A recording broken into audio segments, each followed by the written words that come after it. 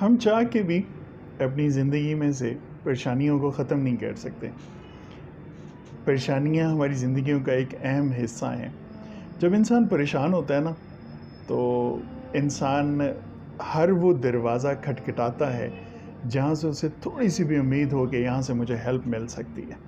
اس وقت ہماری تھاٹس، ہماری فیلنگس، ہمارے ایکشنز، ہمارے ری ایکشنز، یہ سب کچھ ہمارے بیلیف کے ساتھ کنیکٹڈ ہوتے ہیں. ایون ہمارے بیہیویئرس بھی.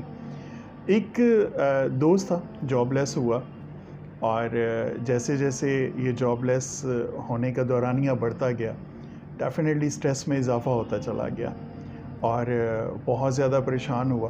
اس نے بہت کوشش کی، ہر اس شخص کو اس نے اپروچ کیا جہاں سے اسے یہ تھوڑی سی بھی امید تھی کہ مجھے یہ انسان جاب دلوا سکتا ہے. ہر وہ دروازہ کھٹکھٹایا اس نے، لوگوں سے کہا، لوگوں سے اپیل کی، لیکن انفارچونیٹلی وہ جاب حاصل نہیں کر سکا.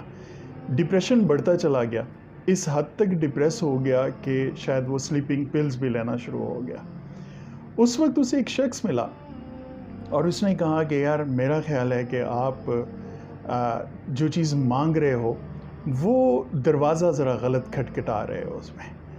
اس دوست کو یہ بات سمجھ میں آ گئی اور اس نے پھر اس دروازے کو کھٹکھٹایا جہاں سے کبھی بھی کوئی شخص مایوس نہیں لوٹتا. اس نے نمازیں پڑھنا شروع کر دیں، قرآن پاک کی تلاوت کرنا شروع کر دی. تو ایک دن اچانک کہ وہ فجر کے ٹائم نماز پڑھ رہا تھا، قرآن پاک کی تلاوت کی، تو باہر نکلنے لگا تو اس کے ذہن میں آیا کہ یار میں نے سنا ہوا ہے کہ اشراق ایک ایسی نماز ہوتی ہے کہ جس میں قبولیت جو ہے وہ بہت جلد ہو جاتی ہے.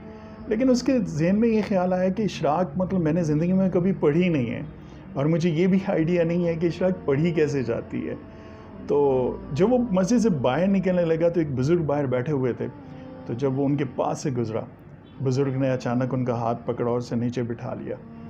تو وہ دوست اس بزرگ کے پاس بیٹھ گیا اور بزرگ نے دعا مانگی اور اس کے بعد اس دوست کو کہا کہ بیٹا تم ڈیلی میں تمہیں دیکھتا ہوں، تو تم یہ اشراق جو ہے وہ